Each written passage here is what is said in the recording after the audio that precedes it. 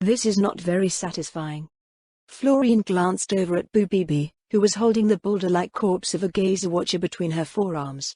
The Xian hero examined the lumpy sphere with a dissatisfied tone in her voice. How she could examine anything without eyes was still strange to Florine. Boo-Bee described it as a sort of blind sense. That, in turn, meant that she couldn't perceive purely visual things, which Florine thought was a shame. The Xian could not appreciate beautiful scenery, as their blind sense only perceived a limited radius around them.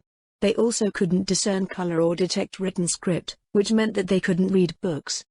Still, knowing all that didn't help her figure out precisely why Boo-Bee found the Gazer corpse dissatisfying. Is it because you didn't get to fight them? Florine asked, recalling what Boo-Bee had mentioned before. No, Boo-Bee replied. It is because these corpses do not appear to be edible. It is a warrior's place to defend the hive, but not being able to consume the attackers means that there are no gains to be made from doing so. I see. Florine theorized that this natural sense of satisfaction amongst the warriors of various races contributed to the seemingly ubiquitous culture of raiding that she saw everywhere. It was not only a practical activity, but a ritual one that lay at the core of a warrior's identity.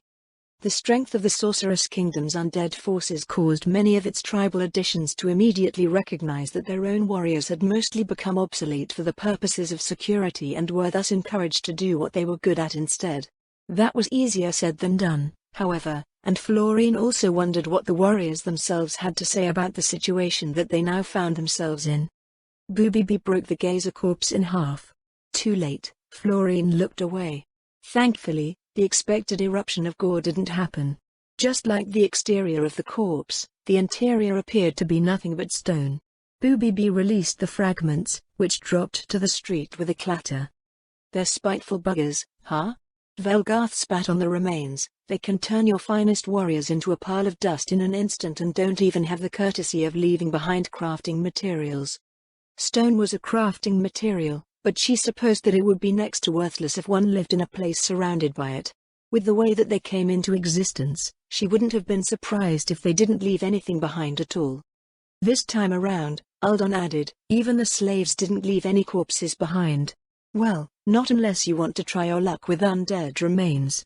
What does the Sorceress Kingdom do with them? Even if they were raised from a fresh corpse, Florine replied, dead undead don't last for very long. The real equipment that they were wearing will remain, however. Not that they had anything worth mentioning, Aldan said. How are things going at the front? Florine asked. Once the clash at the intersection had concluded, Aldan ordered his forces to advance and sweep up the build-up of Gazer forces. They came down to examine the aftermath once the block ahead of them had been cleared. We've bottled them up at the landing zone, Aldan answered. They're still teleporting troops to our side, so it looks like they haven't realized that the directors they sent over have been neutralized. Are you going to continue fighting them there? It's not as if we have any direct say in what the Gazers teleport over, but I've already sent that squad of Elder Lichers over to Grimmantle to give our enemies a poke. If the teleporting stops, then that should mean our job is pretty much done here. If that happens, Velgarth asked, where are we going? We'll return to Fielhammer Citadel to get a better idea of what's going on, Florine said. Though if I'm not mistaken, Prince Fielhammer will be ordering an offensive from Harder. As much as she disliked war, Lady Albedo expected her to observe the Dark Dwarf's operations and offer her insights to the royal court. So far, the only things that she had come up with could be broadly summarized as the realms below has a lot of people and the realms below is filled with horrible people. The former felt like a vast understatement, but it was difficult to put into terms that people living on the surface could understand. Probably the best way to put it was that, while Karzanar only looked like it was around the size of the Duchy of Erantle on a map, it was like 30 or 40 Duchy of Erantles stacked on top of one another. Therefore, in terms of surface area, Karzanar was huge. One could take the Sorceress Kingdom, Roble, Riestais, Baharuth, Slain, and the Draconic Kingdom and stick all of those countries into the same space. Before coming to the Dark Dwarf realm, Florine had no clue that something like Karzanar could exist. The most powerful states that she knew of had been the 6 great nations around the center of the continent, and she now wondered how they compared. Furthermore, Karzanar was supposedly the former colony of another Dark Dwarf country in the Middle Realms. 30 minutes later, The squad of elder liches returned, looking none the worse for wear. They settled onto the pavement not far from Uldan's post, and a representative came forward to deliver their report.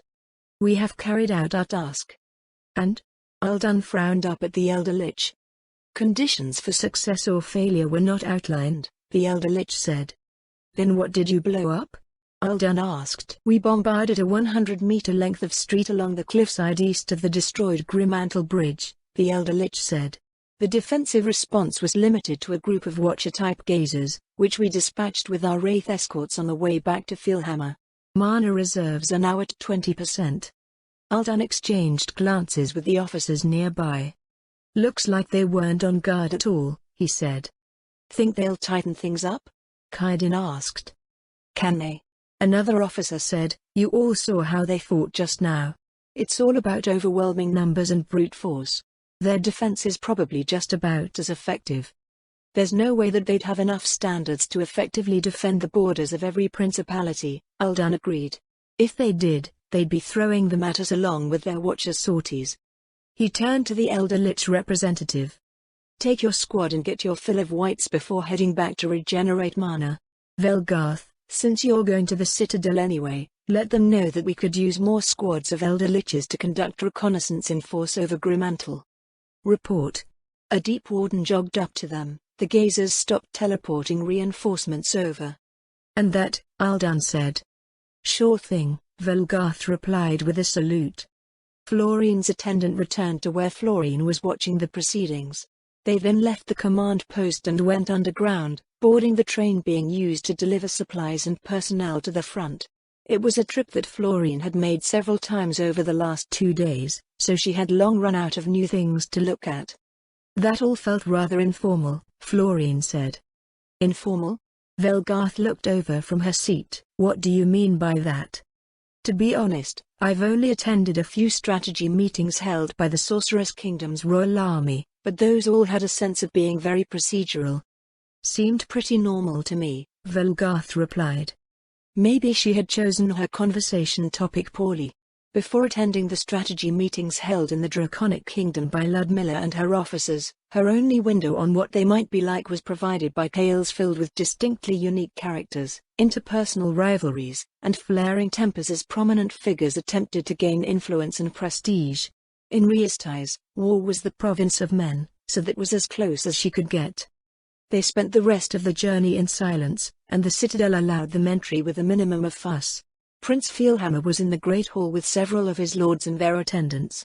Their discussion abruptly ceased upon Florine's entrance. "Enjoy yourself?" Prince Filhammer asked. In response, Florine looked at Velgarth. The dwarf woman stepped forward and cleared her throat. "We have our results from the probing attack on Grimmantle," she said. The elder liches met with light, reactionary resistance. The Gazer offensive stopped shortly after. Uldan's requested additional elder lich squads to continue harassing Grimmantle and get a better idea of what things look like over there. "He used up the one we sent him already?" Prince Filhammer asked. "They went through 4/5 of their mana on that single attack," Velgarth answered. The prince rose from his throne with an annoyed look. "We were attacking to get a reaction," he said, "not melt Grimmantle into slag. We'll send replacements, but tell Uldan that the point of him attacking Grimmantle is to keep the gazers off balance and on edge, not to conquer it.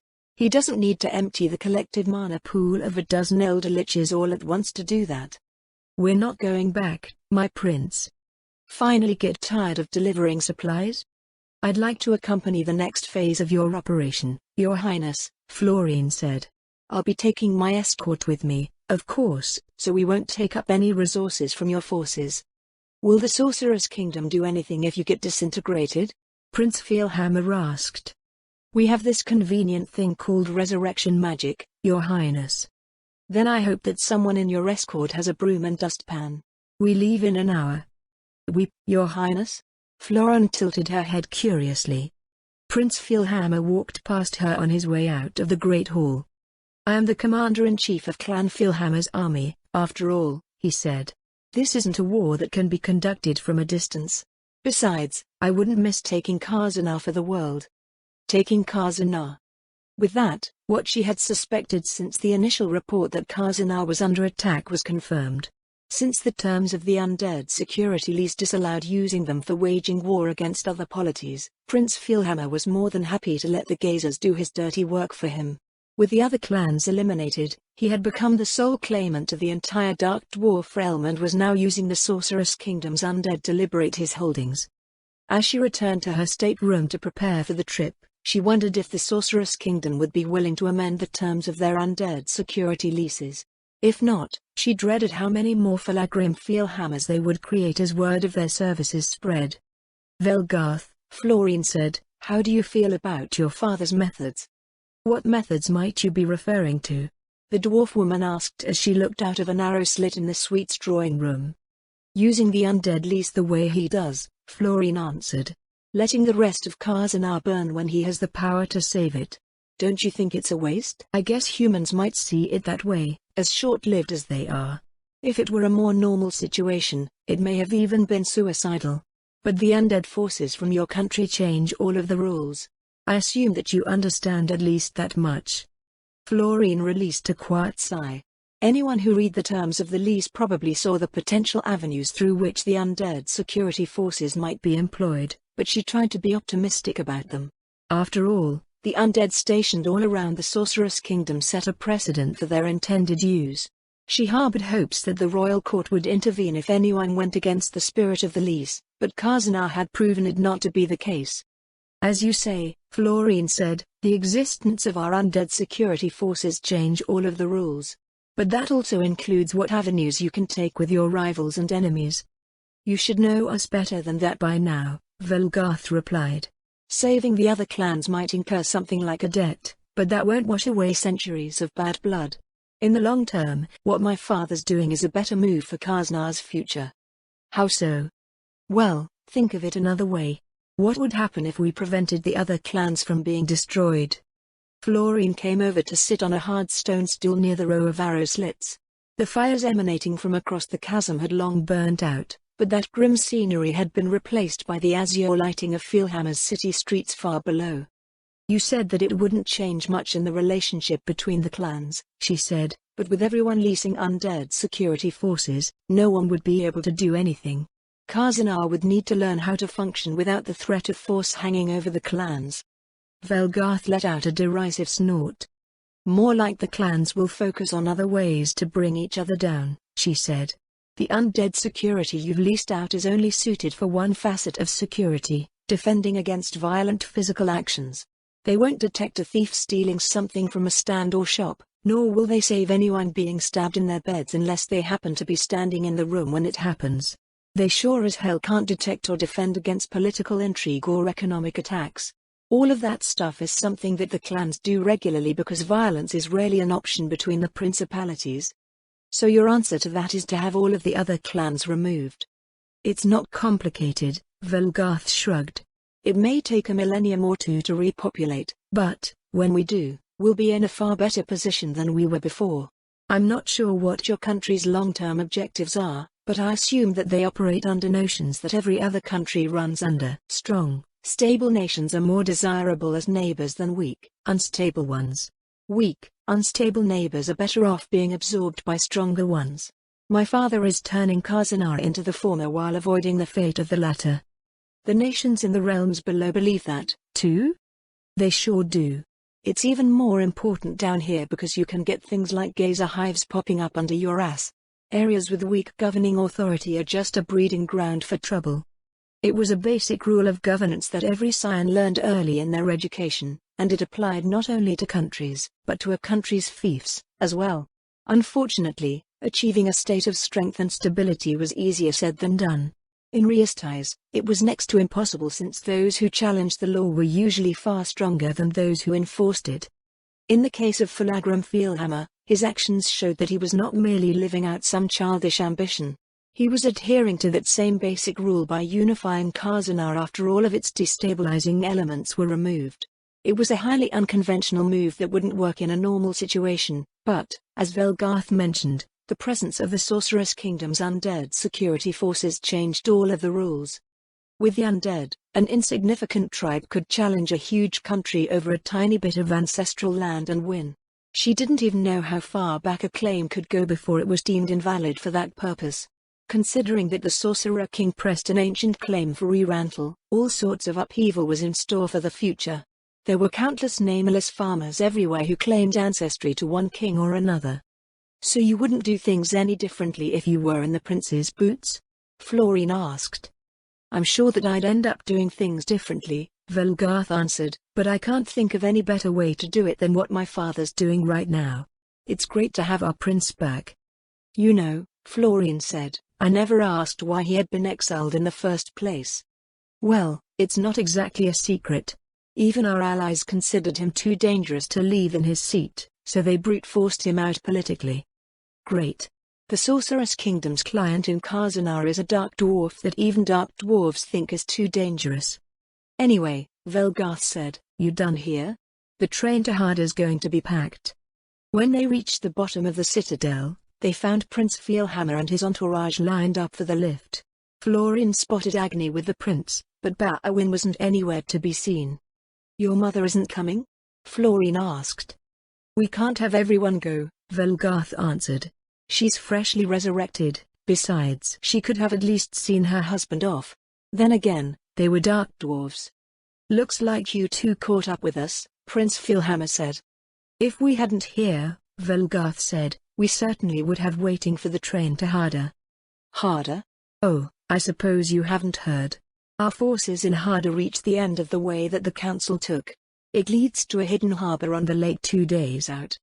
So we're going to have to storm an enemy port? Our scouts have already picked out a likely target, Prince Feelhammer said. I was going to ask you to help out, but since you're not so keen on, I'll do it, Velgarth said. Anything to get out of being a maid. You have maids? Florine asked. Of course we do, the prince said. You probably just never noticed them going around. It was said that servants were only visible when they needed to be, but his claim went more than a bit beyond that. Florine tried to recall anything that even remotely fit the description, but her memory came up short. The beds in her stateroom were just slabs of stone and the rest of her accommodations were equally severe, so it wasn't as if a maid had to come in and change her sheets or anything. After descending to the city level, they took a rail line to Grimmantle Bridge. From the destroyed remains of what must have been an architectural marvel, they took a set of lifts down to Lake Karzanar. The port there was already filled with ships loading dwarves and undead alike, while even more were awaiting in the waters beyond. Florine stared at the bustling wharves as they slowly made their way through. This place is as large as Corin on the lake. The utilitarian dark dwarf architecture made it far less pleasant, however. Corin on the lake was the second largest port city that she had ever been to, with the largest being Oraculon. The ports of Riastais and the Empire simply didn't compare. As they walked along the water, Florine recalled what Uldan had said about the gazers and pulled the hood of her mantle over her head. Leolio let out an odd noise before squirming out. Sorry about that, she said. Will you be all right? Leolio pipped in affirmative before settling down atop her hood. In front of them, Prince Feelhammer entered a large, keep-like structure where a number of dark dwarves silently awaited him around a table on the second floor. Well, Prince Feelhammer said, aren't we all excited? Most of the fleet's waiting offshore, one of the dwarves replied. It's not every day that we get to attack Grimmantle. Any changes to our target port? The prince asked. Only that it's getting quieter. The defenders are probably on their last legs. The defenders? Florine frowned. Several heads in the War Council turned their dour gazes upon her. Prince Feelhammer nodded at the previous speaker. Grimmantle's port across the way here is still being defended by Clan Grimmantle, the speaker said. If our timing's good, we'll arrive just as the last of them fall. And if they haven't? Florine asked. Don't worry, Prince Feelhammer answered. We won't be using the undead to attack in that case. Our army is more than enough to clean up what's left. What about our gazer friends? With everything that's going on above, another dwarf at the table said, they're pretty lax down here. We haven't noticed any patrols at all since yesterday. Then let's not waste any more time. If Grimmantle is still defending the port, our advance forces will take care of it. Otherwise, we'll get in as far upland as possible before making contact with the gazer forces. Any questions? Several seconds passed in silence. Prince Feelhammer rose to his feet. "Good," he said. "Then I'll see everyone on the other side." Florine followed the prince down the pier to his vessel. The troops already waiting on board made room for Florine and her entourage. Isoroku and the elder Lich Sergeant in her escort sent up a set of wraiths each to watch over them from above. After a moment, Florine realized that Velgarth wasn't with them any longer. "Is Velgarth coming with us, Your Highness?" she asked. "She's already gone ahead," Prince Feelhammer answered. "That sort of thing is her regular line of work." "I see," Florine said. "No wonder she leapt on your offer. Thank you for lending her to me for the last few days. She's been very helpful." Prince Feelhammer peered at her dubiously, as if trying to figure out what helpful meant. Darkness engulfed them shortly after leaving the harbor. Florine looked in every direction, but she could see nothing aside from her immediate surroundings and the distant illumination of the city 2 kilometers above them lighting up the cavern ceiling. Before she knew it, they were drifting into the empty harbor in the Principality of Grimmantle. Velgarth stood grinning on the pier as they disembarked. "You won't believe who I found," she said. Behind her were 2 dwarves with sacks over their heads. The second dwarf was cradling a babe at her breast. Going by the quality of their equipment, they were likely important figures. Prince Feelhammer gave them the barest of glances before sending his gaze out over the harbor city. "How many Grimmantles are left around the port?" he asked. "Near here," Velgarth answered, "just these 3. My unit and I have already cleaned up the area along the wharf." "And the gazers?" "They haven't reached the harbor city yet." Prince Feelhammer nodded at his officers, who started bellowing out orders to organize the landing. It was only after that did the prince turn his attention to the 3 dwarf captives. "Now, let's see what you've dragged out." Velgarth removed the first sack with a flourish. Both Prince Feelhammer and the captive's eyes widened upon recognizing one another. Feelhammer, the captive, an aged dwarf with countless curls in his white beard, spat. "Grimmantle," the prince replied. "What a pleasant surprise." "I should have known it was you," Grimmantle said. "Come to prove yourself useful to your gazer allies?" "We had nothing to do with the gazers, actually," Prince Feelhammer replied. "It was just a convenient coincidence. If it makes you feel any better, the undead are with us." "So you've sold your soul to your new masters?" "It's nothing so dramatic. Just a simple lease contract. The rates are quite reasonable." Prince Feelhammer stepped forward, pulling the hatchet on his left hip out of its hoop. "Wait," Florine grew pale, "what are you doing?" "What do you think I'm doing?" The prince yanked the first dwarf up by his collar. "This is the so-called Prince of Grimmantle. An enemy." The old dwarf's rich beard blossomed crimson as Prince Feelhammer drew the blade of his axe across his throat and dumped him off of the pier. "This is what we do to our enemies," the prince told her. He reached out for the woman holding a babe in her arms, dragging her forward and slashing her throat open as well. "This is what we do to their children." Prince Feelhammer snatched the blood-soaked babe from the dying dwarf woman. "No!" Florine shrieked.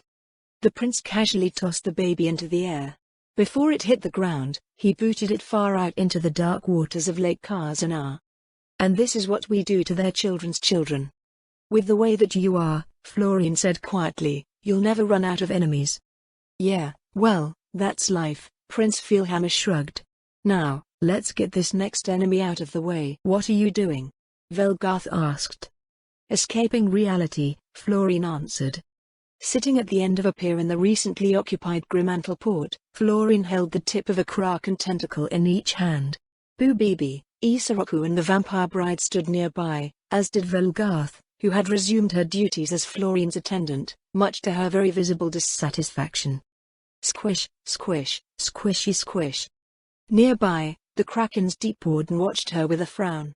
After what happened upon their arrival, Florine didn't want to interact with any dark dwarves. Instead, she walked out along the longest pier and she coaxed one of the magical beasts guarding the port to come over and play with her. "Where do these Krakens come from?" Florine asked.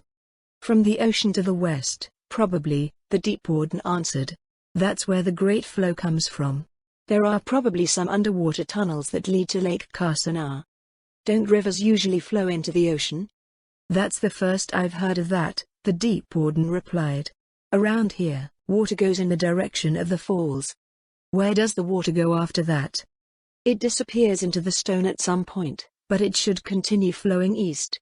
Underground rivers don't necessarily all come out in one spot, but if you know of a place with plenty of cold springs or unusually large rivers, there's a good chance that's where some of the water is going. Or it could just end up in a big lake or another ocean. She still had no idea where Khazanah was relative to the surface world that she was familiar with. Since Prince Feelhammer's merchant company was trading in the Abelian Hills, she surmised that Harder Gate was somewhere nearby. But while that might have been true for the surface exit, it might not be for the underground.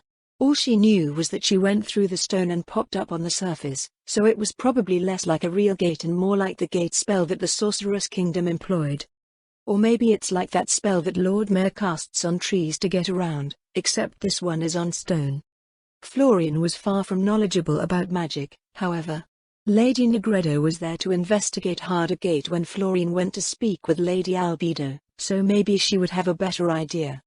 "How long are you going to sit there playing with tentacles for?" Velgarth asked. "Your hands are going to smell like squid." "Who knows?" Florian answered lightly, "Maybe forever. Unlike you dark dwarves, animals are nice and comforting and they don't murder babies." "How do you know that this kraken didn't eat that baby?" "You didn't eat the baby, did you?" Florian asked the kraken with a pleasant smile and sweet voice. In response, the tentacles withdrew and the kraken vanished under the lapping waves. Florian sighed. "I don't get why you're so upset," Velgarth said. "Babies die all the time. That one in particular was a political obstacle. I bet humans do that sort of thing, too." Florian stared gloomily out across the dark waters. Velgarth wasn't wrong. Emperor Jerkniv had seized the throne as a child himself and had dozens, if not hundreds of his half-brothers and sisters killed off. Not a single one was spared, babies included. Yet, despite his bloody reputation, his subjects saw him as the greatest emperor in the history of Baharuth. Prince Feelhammer appeared to enjoy that same popularity amongst his people even after being away for over a century. "That doesn't mean it's right," Florian said. "And who decides what's right?" Velgarth replied. "If you bring up some ridiculous human religious beliefs, I'm going to laugh in your face." "Doesn't your religion promote behaviors that are beneficial to society?" Florian asked. "Sure does," Velgarth answered, "and it says nothing about sparing the children of your enemies." It wasn't as if Florian could force Velgarth to see things the way that she did, so she watched the transports unload their troops in silence. Immediately after taking the port, Clan Feelhammer wasted no time fortifying their position and taking the fight to the Gazer invaders. The tunnels were mostly defended by slaves sent to finish off Clan Grimmantle, so the undead advanced swiftly. A flight of elder liches landed on one of the piers and made their way to the keep that served as Prince Feelhammer's command post. Florian rinsed her hands off in the warm lake water and went over to see what they had to say. The prince was standing at the head of a table in the keep's great hall before an assembly of lords and army officers. "The enemy response to our aerial offensives continues to be ineffectual," one of the elder liches said. "However, the same can be said for our attacks. Most of the defenders have relocated to underground areas." "Is that something we can take advantage of?" one of the dwarf lords asked. "How strong has their defensive response been?" Prince Feelhammer looked up at the elder lich. "They consist of watchers that happen to be nearby. As ordered, we've been destroying them with summons before they can come close enough to identify us." "What about their patrols?" "They are the same watchers that we have been engaging." Prince Feelhammer stroked his beard in thought.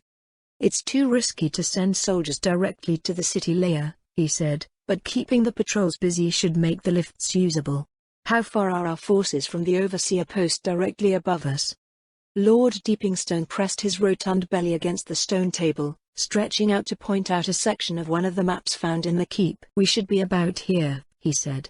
"Our forces have a stranglehold on the underway's central access shaft, but the side tunnels still need to be cleared. We're already past the elevation of that overseer post." "Send a runner to the central access shaft," Prince Feelhammer told an officer on the wall to his left. "Have 5 companies and 2 undead infantry squads occupy the overseer post and clear the area around it. At the same time, we'll fly up 4 undead infantry squads to storm the post from the chasm before they decide to do something annoying like break the lifts." "Yes, sir." The officer jogged out of the hall and Prince Feelhammer sent the elder liches on their next sortie. Then his gaze fell upon Florine as if expecting her to say something. "Will you be relocating your base of operations, Your Highness?" she asked. "Once it's been secured, yes," Prince Philhammer answered. "The closer we are to the front, the more responsive our army will be." That was probably the Council's biggest mistake when they attacked Philhammer. Weren't they well on their way to conquering Philhammer? Sure, but it cost them dearly before that. It cost them even more after we arrived. Their command was divided into two parts, Dirge Hall on the front and their headquarters back home. The army's lines of communication were so long that our resistance resulted in a week's worth of Council reinforcements. Then, those reinforcements were devoured by us because they had no one to turn them around after they lost their foothold. I'm not even sure if they realized what was going on before getting trampled by undead.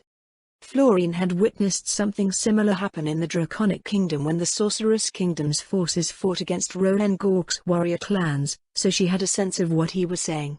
It felt odd that most people would stress the raw power of the undead while military minds tended to focus on everything else.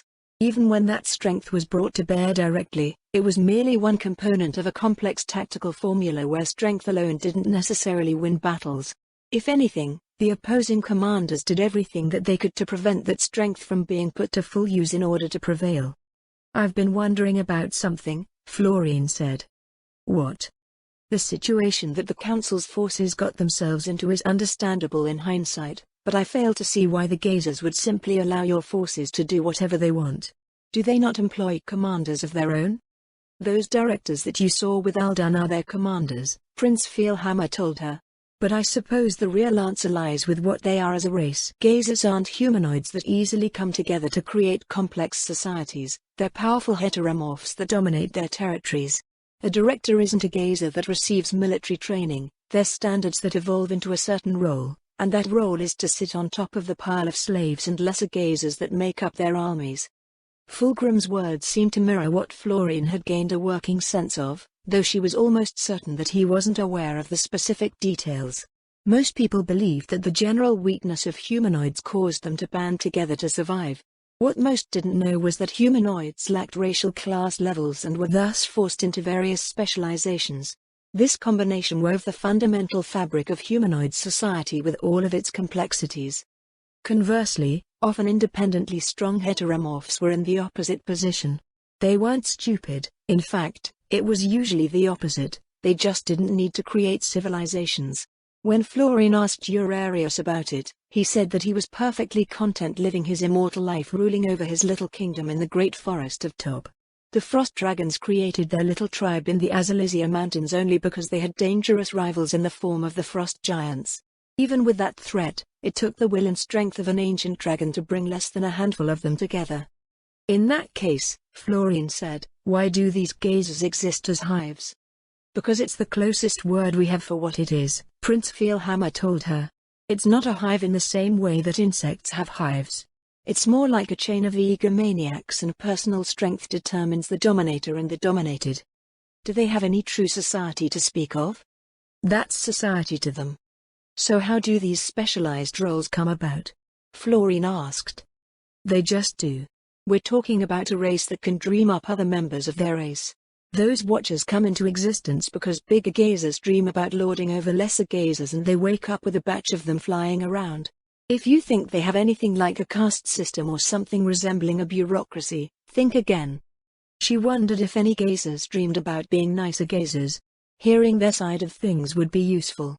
"Since Gazer society is structured the way it is," Florine said, "couldn't you just negotiate with the one at the top to stop the war?" "It'd be easier to just kill them," Prince Philhammer replied. "Which is what we'd like to see happen sooner rather than later. With how large this hive is, though, there are bound to be multiple spawners. Maybe even one for each principality. You mentioned that Gazers can reproduce by dreaming up more Gazers, so why is the one in charge called a spawner?" "Again, it's the closest word we have to what they use. We used to call the hive mothers, but those things are asexual." "How is it that you know so much about Gazers?" Florine asked. "Torture," Falagrim shrugged. "It's not the first time we've encountered them." The hours passed as Clan Philhammer's forces progressed up the Grimmantle mines. Clan Grimantle's survivors taking refuge in the harbor city were still being shipped off as slaves by the time Prince Feelhammer relocated his command. Grimantle's overseer posts weren't much different than the ones Florian had seen during the battle for Feelhammer. Roughly the size of a small town, it served as an office, workshop and barracks for the area of the mines that it was responsible for. While the Gazers hadn't used the place for anything, their slaves had, and the signs of their relatively brief stay were strewn about everywhere. Florian took advantage of the freshly conquered state of the overseer post to gain insights into what life might be like under the Gazers.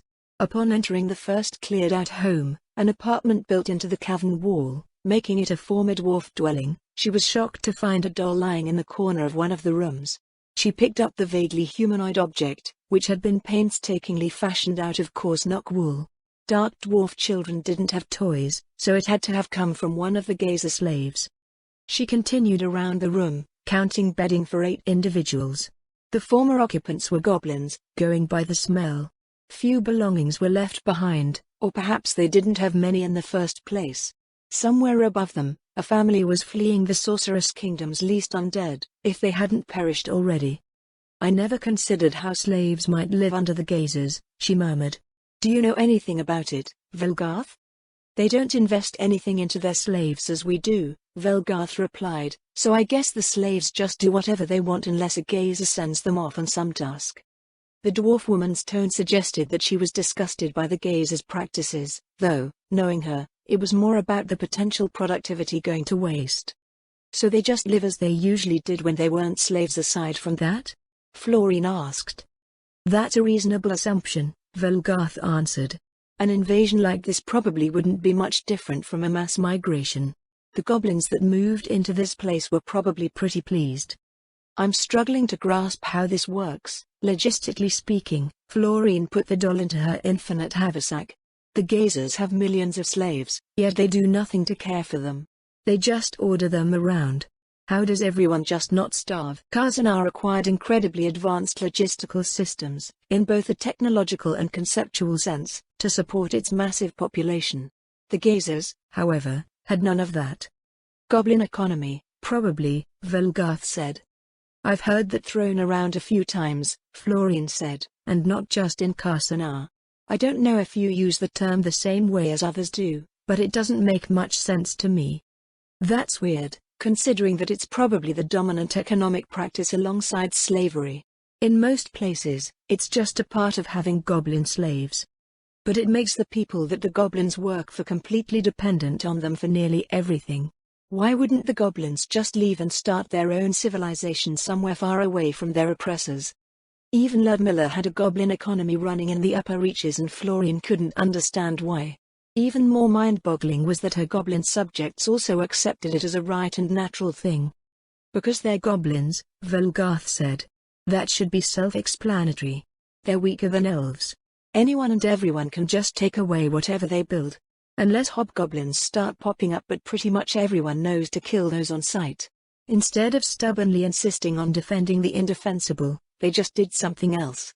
Everyone knows what a goblin is and what they're good for, and the goblins go along with it. As a result, they're probably the most successful race in the world in various ways. No one's wiping them out anytime soon because they're basically welcome everywhere. Except for human countries." "I hadn't ever considered it in those terms," Florian said. "Because you have this weird notion that freedom is some sort of ideal," Velgarth told her. "But being free also means that you have to fight your own battles. That's incredibly difficult as a goblin, not to mention a colossal waste of effort when they could just be slaves instead.